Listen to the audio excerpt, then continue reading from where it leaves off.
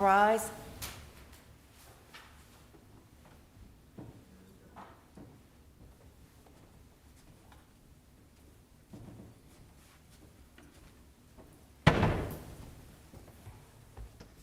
This honorable court is now in session. Please be seated. Good afternoon and welcome to the Court of Appeals. Take just a few moments and introduce our panel and explain our procedure before we get started. First of all, your panel for this afternoon consists of, to my right, Judge Kenny Armstrong from Memphis, to my left, Judge Karma McGee from Savannah, and I'm Steve Stafford from Dyersburg. I'm sure all of you understand the procedure that we're utilizing here today. Each side gets 15 minutes to make its oral argument. If you're the appellant and you wish to reserve any rebuttal time, please request that from the court after you've introduced yourself, but before you begin your oral argument. You may reserve up to 5 minutes of rebuttal time if you're the appellant. Obviously, the appellee gets no time. Our lighting system is what I believe to be very straightforward. On the podium, you'll see a monitor. When you begin your oral argument, the lights will come on. So long as the light's green, you've got plenty of time for your oral argument. Once the light turns yellow, it means you're running out of time, and when the light turns red, it means you're out of time. We ask that you please respect those time constraints. Miss Angie, anything we need to take up before we get started? No, Your Honor. You may call the first case, please. Kemetria Yarbrough versus Darryl Mitchell. All right, we will hear from counsel.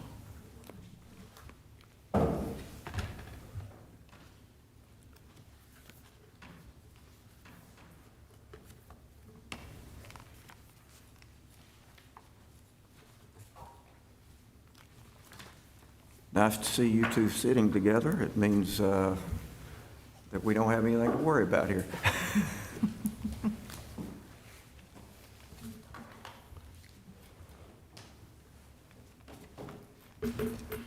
All right, we're ready to hear from the appellant.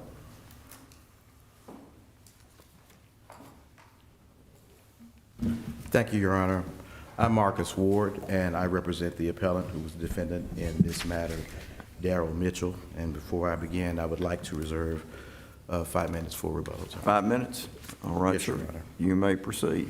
Yes, this is a case that is an appeal from Circuit Court, which was actually an appeal from the General Sessions Court.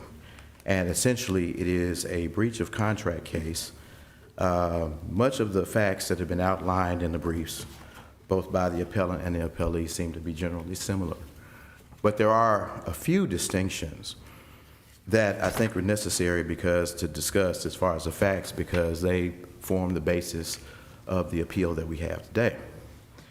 In that, this is not a case where there's a breach of contract ordinarily where there is a document or an action or an oral contract or an oral set of circumstances where we're trying to determine whether or not there's mutual assent. This was a case actually where there was a claim that there was a contract, and the defense was that the incidences and the facts surrounding the plaintiff's allegations never occurred. So in that connection, in order to establish a breach, they first had to establish that the facts, in fact, did occur.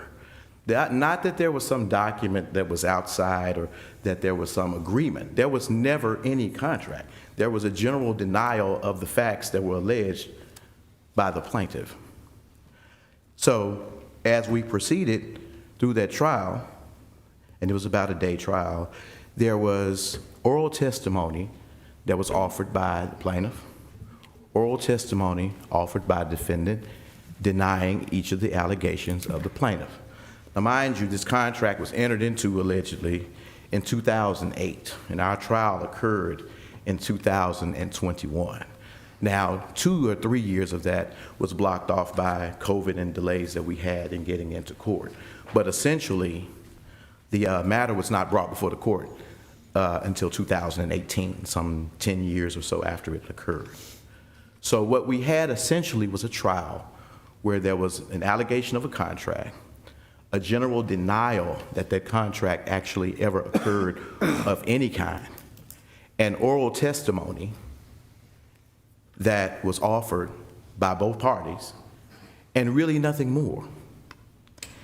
In that instance, however, the preponderance of the evidence was upon the plaintiff to prove by preponderance of the evidence that there was a contract that existed, and then to our defense of statute of limitations, that there was some set of occurrences that took place that may have revived that statute. The only evidence that was offered at the trial was oral evidence, defendant's own statements. When the defendant indicated that somehow the statute of limitations was revived, that was by oral testimony. When the defendant indicated that there was a contract and what the amount was for, oral testimony. And that oral testimony, without any further evidence, matched up against defendant's basic statements that those occurrences did not happen, was the basis and the proof that we were presented with. And at the close of trial, all we had was the trial court's statement that the testimony of the plaintiff was credited, not because of anything that was impeachable and offered to be impeachable by the defendant, not because the defendant gave inconsistent statements, not because the plaintiff gave any more consistent statements or offered any more evidence, but just that the plaintiff's oral testimony was credited. And it's also important to note that in the order of judgment that was offered, there was nothing to say that the defendant's evidence was not credited or the defendant was not truthful, just that the defendant's evidence was credited. So what was the basis of the tolling of the statute of limitations? The basis of the tolling of the statute of limitations, as I understand it and understood at trial, the testimony of the plaintiff was that it's a $12,000 apparently contract. She indicated that on sometime in 2015, which by calculations would have been the 5th year and almost the 11th month after that, so it's mighty conveniently close to the statute of limitations, that the plaintiff and defendant met in a parking lot, and that the defendant gave her $150 for the so-called contract that defendant denied occurred for the so-called concert that defendant denied ever occurred. When did the statute of limitations run in this matter?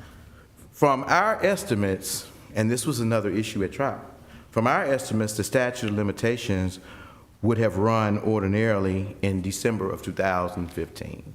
And that was given the date that the plaintiff indicated the contract was entered into and the 60-day time to pay table that she indicated by her oral testimony that he would have repaid her. During the trial, however, there were, the trial court asked the defendant. Work with me here. Okay, when does the statute of limitations begin? When It did this begins on the first day transaction- of, the first day, I'm sorry, the statute of limitations would begin on the first day of breach, or the first day, I guess, that there would be an obligation Okay. that was not honored. So it would be the 60th day. And when would that be? The 60th day would have been in May of 2009, if I'm not mistaken. Well, let's see. I will go back and look at this note to confirm that. Yeah, my dates are a little confusing here. Yes. Okay. December 16, 2008 was the date from the complaint that the loan was made, December 16th and December 17th. So it'd be So February. 60-day period, if I'm not mistaken, it was a 60-day period is what the plaintiff testified to at trial. So 60 days from December 16th of 2008, give or take the 31st day. February would put us 2009. around February of 2009. Okay. So 6 years from that date would be somewhere in February 2015. Okay. And when That's was what it looks the complaint filed? This complaint was actually filed originally December 27, 2018, So why, from an appeal of General Sessions Court, which was sometime in earlier 18. so do you know when the General Sessions complaint was filed?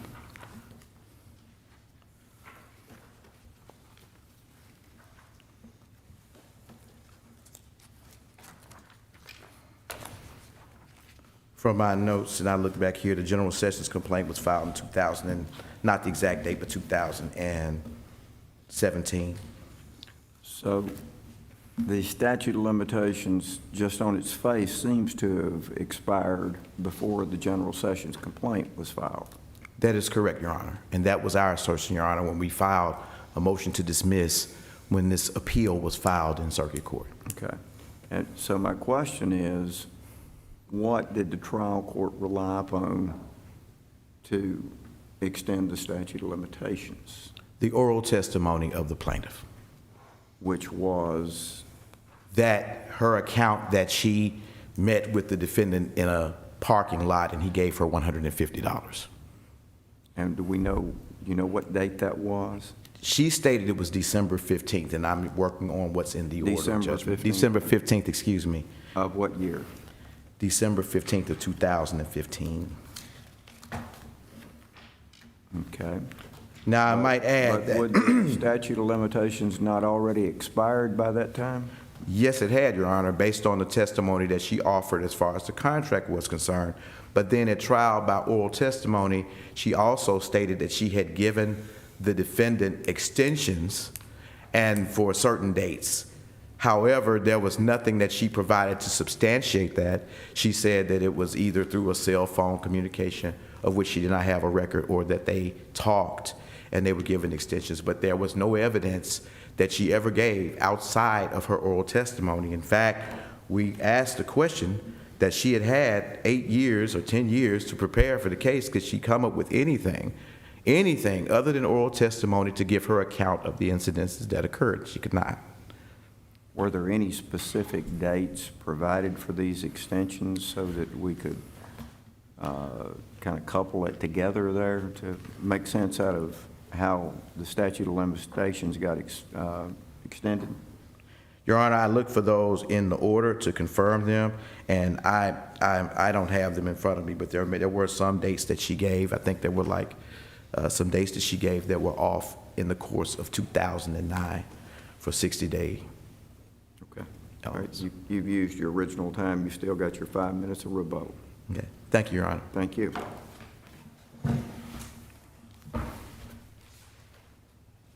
We'll hear from the appellee.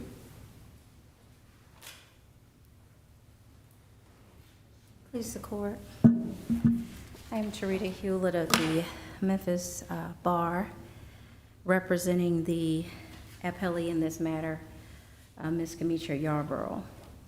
And if you could, Ms. Hewlett, explain to me, if you can, help me how the statute of limitations gets extended. I'm struggling with this. Through the doctrine of revival, that my understanding is that once the payment was made, that cured any statute of limitations issues. Estoppel applies before the statute of limitations. Which payment are we talking about here? I'm searching for dates. Okay. The proof that was at testimony, and that was actually in the order, was that there was an original loan that was to be paid in 60 days, and then the parties agreed, based on the defendant's assurance, that the actual due date would be extended on various occasions. And so based on that extended the actual due date for the contract, which put it, further pushed out the statute of limitations. But our position is... Were there any specific dates contained in this testimony or these findings? From my recollection, Your Honor, there were, I believe, at least 3 extensions to the loan that was made. But the court didn't make any of those specific findings, did it? I believe the court in the order on judgment made findings that the statute of limitations issue was cured based on the doctrine of revival. So that even if there is an issue of statute of limitations, once a payment is made, that then revives the loan and negates the statute of limitations issue. And so that is our position, that when he made that payment, it in effect restarted the statute of limitations, because he once again re-acknowledged the debt, re-acknowledged that he would pay for the debt, and so the issue of statute of limitations no longer was an issue, and that is the doctrine of revival. As opposed to estoppel, which is before the statute of limitations, revival applies once the limitations period, even if it has expired. But our contention was that because of the multiple extensions, that he was well within the, that she was well within the statute of limitations when she filed this particular lawsuit. And the trial court also found that. That is something that could have been addressed by appellant in a motion for new trial in the proposed orders, the competing orders, and also in any type of transcript or statement of evidence. At this point, we're calling on the appellant or appellee to try to recollect and speculate as to what actually happened at trial. Our position is that that in the absence of any type of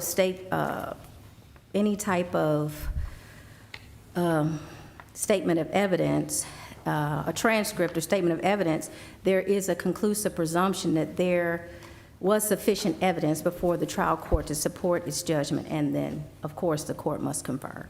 So the starting point of what the appellate is arguing is that there was not enough insufficient finding of fact and conclusions of law. That's what we're here about, and that's what the appellant's argument is. Our position is that based on the order of judgment, there was a sufficient finding of facts and conclusion.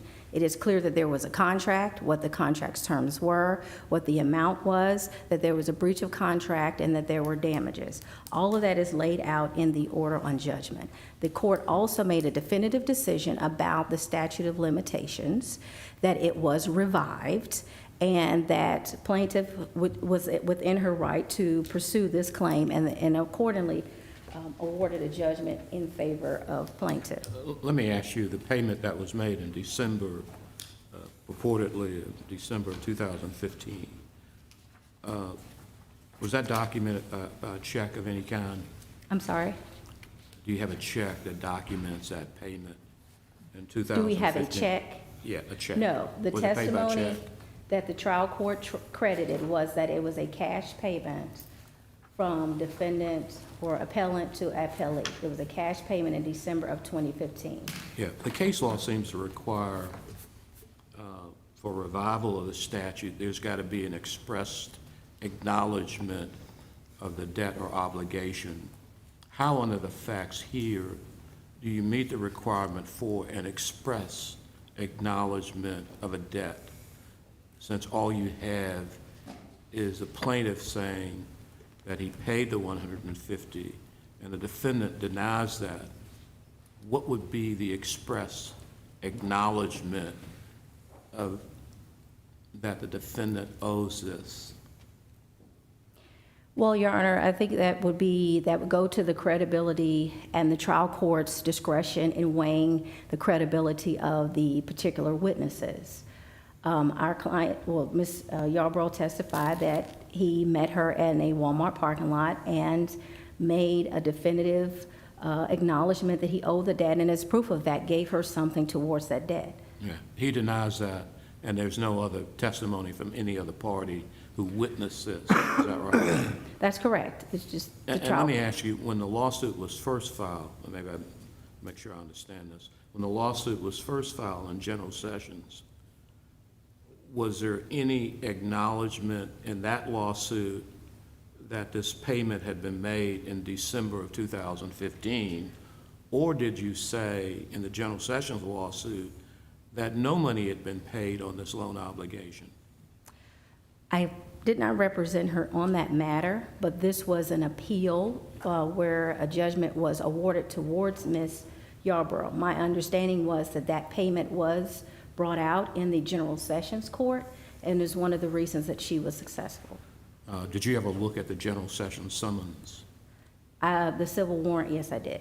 And did it say that the entire amount was owed, or was the defendant given credit for the $150 payment? I can take a look now. I don't recall if it was the entire amount or not.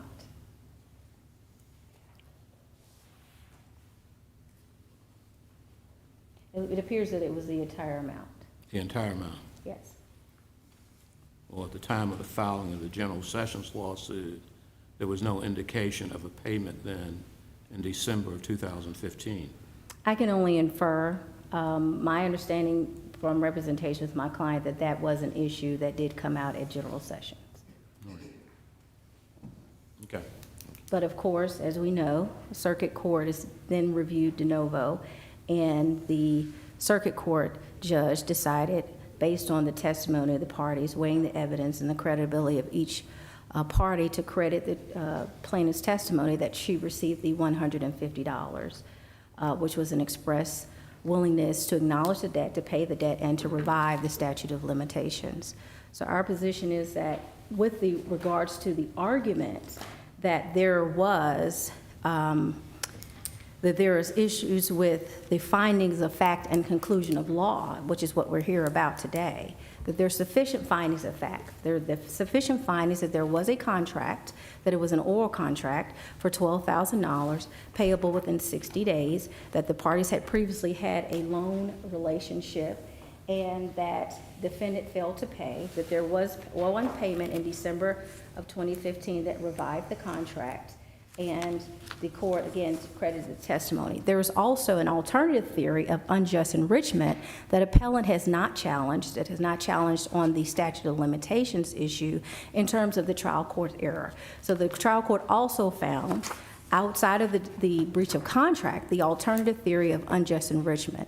And we also stand on that the defendant benefited, or the appellant benefited, from the proceeds and did not use them for what they were for, which is a promotion of a concert, also in the order of judgment, and therefore he was unjustly enriched and should be entitled to, and she should be entitled to receive the proceeds. And at the trial and circuit, you were able to present the two checks that totaled the $12,000? We attempted to present those checks. They were not able to be entered into as evidence, no. So the court specifically relied on the testimony of the parties, which I believe the court is well within its purview to do that. Let me ask you a question about something you just mentioned. You said if I understood you correctly, that the appellant has not challenged the finding of unjust enrichment. That is correct. Did the appellant not generally challenge everything with its first issue, whether the trial court submitted sufficient findings of fact, conclusions of law as mandated by Tennessee Rules Civil Procedure 52.01 and 52.02? Would that not encompass the unjust enrichment claim as well? It could be interpreted that way, yes, Your Honor. And assuming that it has been challenged, what findings did the trial court rely upon for an unjust enrichment recovery? The facts, once again, with regards to the money transfer to the appellant, which the appellant failed to repay, that the defendant benefited from those. It was for a promotion of a concert, which the promotion of a concert never happened.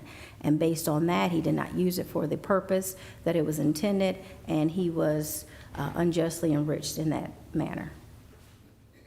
Okay. I guess, finally, I just wanted to reiterate that the elements of a contract, the contract, breach, and damages were all brought out at trial.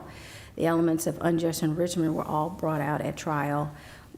Our position is that the statute of limitations issue was challenged with regards to the breach of contract, but not the unjust enrichment. And our position is that due to any lack of statement of evidence. This court should weigh heavily in favor of the trial court's decision, especially when you have a case where credibility is an issue. And our trial court was able to review, to listen to hear, to assess the testimony of both sides and made a decision. And based on that, we are asking that this court uphold and affirm the decision based on the record, the information that's in the record, and the order on judgment. Let me ask you, the order of judgment that was entered, was that drafted by the trial judge, or did you draft that order of judgment? I believe we both submitted orders. This one I did draft, yes. And the interlineation was actually by the trial court. And that's in regard to the Number 7, unjust enrichment? yes. Under our local rules, we both have the opportunity to submit proposed orders, and if the other party disagrees, they can also submit a proposed order with the transcript, and then the court can finalize its decision as to which order. And you said you attempted to introduce the checks showing the loan amounts, but they were not admitted, is that right? That's correct. At this point, because so much time had transpired, there were copies, they were not clear. I believe the account had been closed, and so we were unable to have those admitted as a document exhibit, but there was testimony of this loan. And the defendant also acknowledged that he had received $6,000, but although he said it was for something else, for furniture or something to that effect. So it wasn't like he just said, I didn't receive anything or any money at all. He did acknowledge that they had some type of financial relationship. Okay. Thank All you. right, thank you. I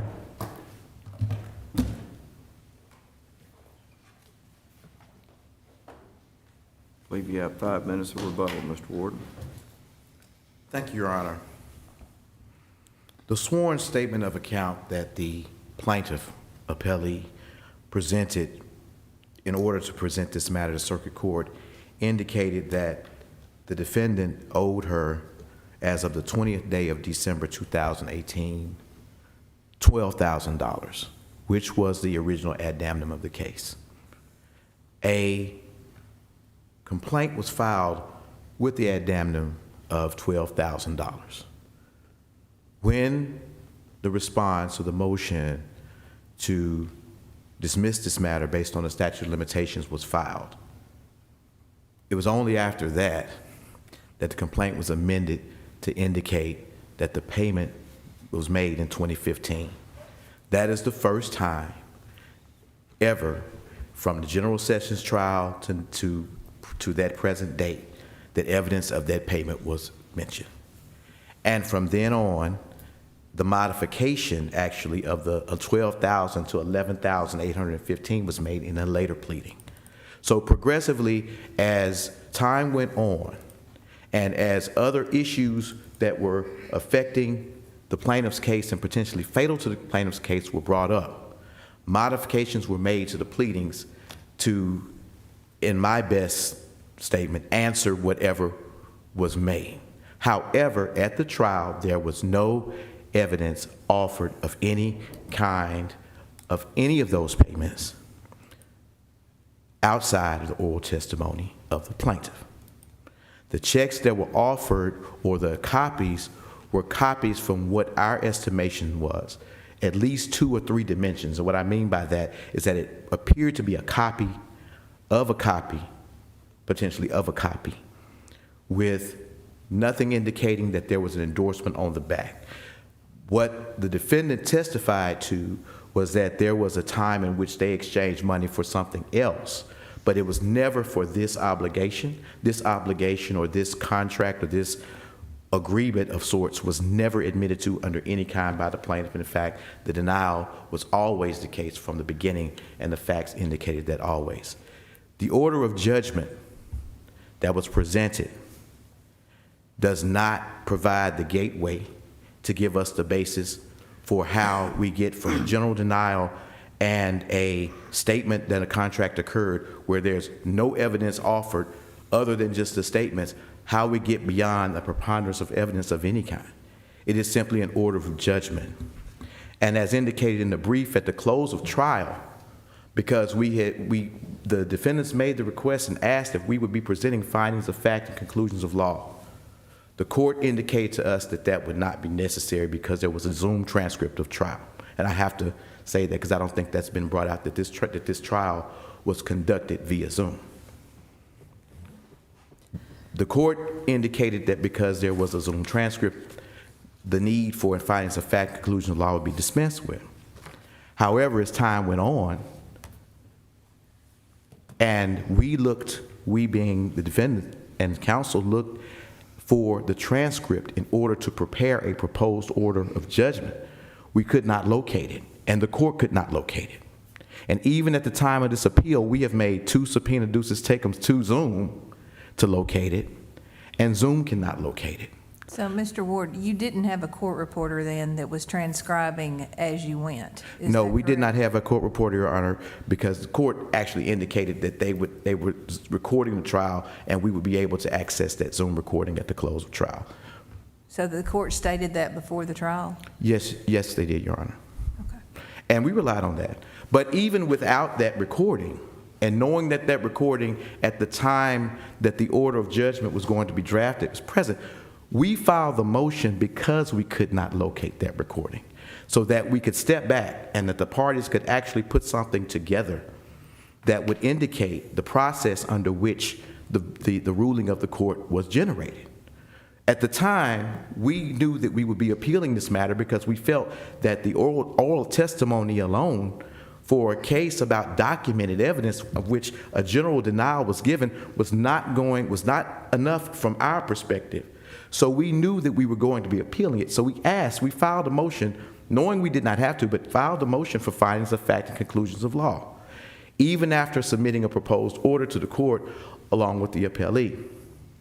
But it was constructive, our motion, and I can only presume, was constructively rejected when the court signed the proposed order that had been drafted by the appellee.